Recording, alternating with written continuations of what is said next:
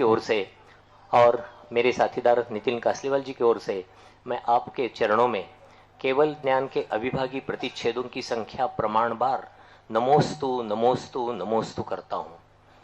महर्षि, मेरा प्रश्न आज आयु कर्म की चर्चा ज़्यादा चली है। मेरा प्रश्न आयु कर्म के संदर्भ में ही है।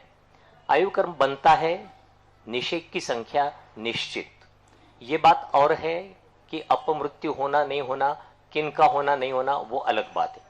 मेरा प्रश्न ये है कि क्या हम प्राणायाम आदि के माध्यम से आयु कर्म के निषेकों के खिरने की व्यवस्था में कुछ परिवर्तन ला सकते हैं क्या? क्योंकि नाड़ी के अनुसार आयु कर्म के निषेक खिरते हैं, ऐसा कहा जाता है। नाड़ी भी दो प्रकार की मेरे पढ़ने में आई, मुझे मालूम नहीं और क्या उसके बारे में होगा। तो महाराज जी, इसके बारे में मुझे जरा मार्गदर्शन चाहिए कि नाड़ी का खिरना और आयु कर्म के निषेकों का खिरना, इनका संबंध क्या है, पहला उपप्रश्न। और दूसरा उपप्रश्न ये है कि क्या हम उस नाड़ी के खिरने में प्राणायाम आदि के माध्यम से अगर देर लगाते हैं तो क्या आयु कर्म के निषेक खिरने में देर लगने से आयु लंबा सकते हैं या नहीं? ये मेरा प्रश्न है, कृपया मार्गदर्शन करिए महाराज जी। नमोस्तु नमोस्तु नमोस्तु। बहुत अच्छा प्रश्न है। पहली बात तो जैन दर्शन में नाली से आयु कर्म का संबंध नहीं जोड़ा गया। आयु का संबंध जोड़ा गया है श्वासोश्वास से। श्वासोश्वास जो होता है, एक निश्चित प्रमाण रूप से हम श्वासोश्वास लेते हैं। श्वासोश्वास का अर्थ यह नहीं जो नासिका से निकलता है। श्वासोश्वास का अर्थ है नहीं जो अपन मुंह से लेते हैं, ये तो एक्स्ट्रा लेते हैं। ये तो अपन को एक्स्ट्रा रूप, जैसे एक इंद्रिय श्वासोश्वास लेता है, उसका मुख ही नहीं है, सर्वांगीण लेता है। पेड़ पर अपन लोग जो नाक से मुख से लेते हैं, तो अपनी जो ऑक्सीजन है वो एक्स्ट्रा चाहिए, तो एक्स्ट्रा श्वासोश्वास नाक से और मुख से निकलता है। चाहे तुम प्राणायाम करो या ना करो, श्वासोश्वास का समय निश्चित है जो हमारे सर्वांगीण लेते। पूरे शरीर से हमारे श्वासोश्वास आ रहा है, पूरे शरीर से हम श्वासोश्वास छोड़ रहे हैं। तो जो श्वासोश्वास हमारे शरीर लेता है, मान लीजिए हमने 5 मिनट को नासिका से श्वास लेना बंद कर दिया, तो श्वासोश्वास बंद नहीं हुआ, श्वासोश्वास चालू है। उस श्वासोश्वास को कोई नहीं रोक सकता। तो हम 1 घंटे 2 घंटे भी रोके तो भी हमारे आयु कर्म पर कोई फर्क पड़ने वाला नहीं। यदि हम अधिक श्वासोश्वास निकालेंगे जानो देर से, तो आयु कर्म खिलेंगे नहीं। इस श्वासोश्वास से कोई लेना देना नहीं। हाँ, जब शरीर थकेगा, यदि हम प्राणायाम कर रहे हैं तो प्राणायाम में हमने कुंभक किया, तो कुंभक में हमने पेट में रोका, तो क्या शरीर में शिथिलता, कमजोरी, थकान आ रही है? यदि थकान आ रही है तो आयु कर्म के निश्चय खिलेंगे। और यदि रिलैक्स मिल रहा है तो एक भी निश्चय आयु कर्म नहीं, बल्कि आयु कर्म की उदीर्णा रुकेगी, क्योंकि हमने स्वस्थ किया है शरीर को। तो जो प्राणायाम रेचक है, ये शरीर को रिलैक्स देता है।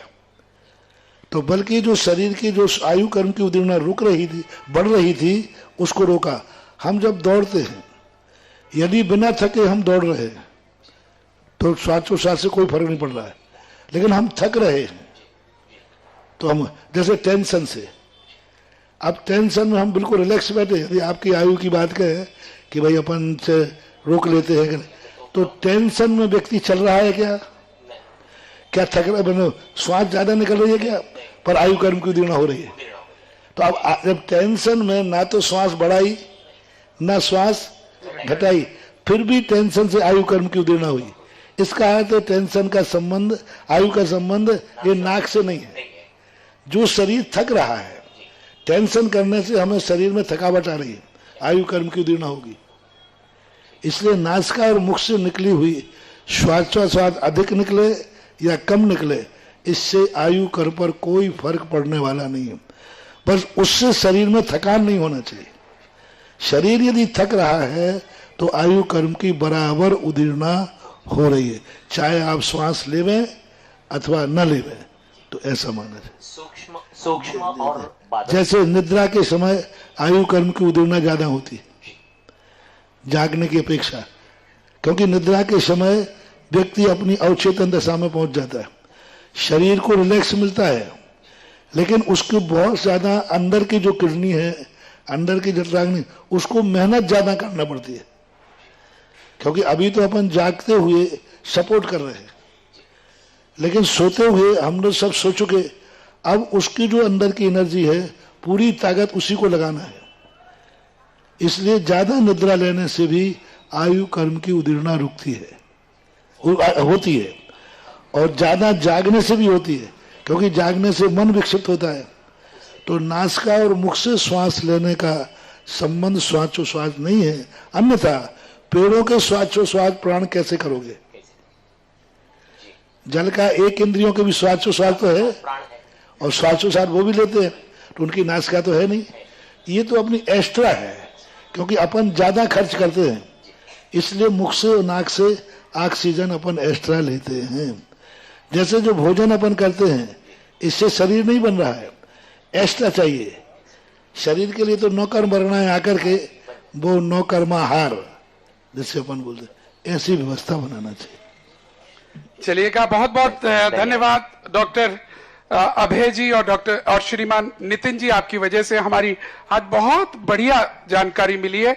आइए जिज्ञासा को आगे बढ़ाते हुए बुलाना चाहेंगे अनीता जी जैन कमला नगर, आए और अपनी जिज्ञासा को प्रस्तुत करें, और उसके बाद तैयार रहेगी देशनोदय तीर्थ कमेटी, हम उनको आवाज देने वाले हैं। नमोस्तु महाराज श्री।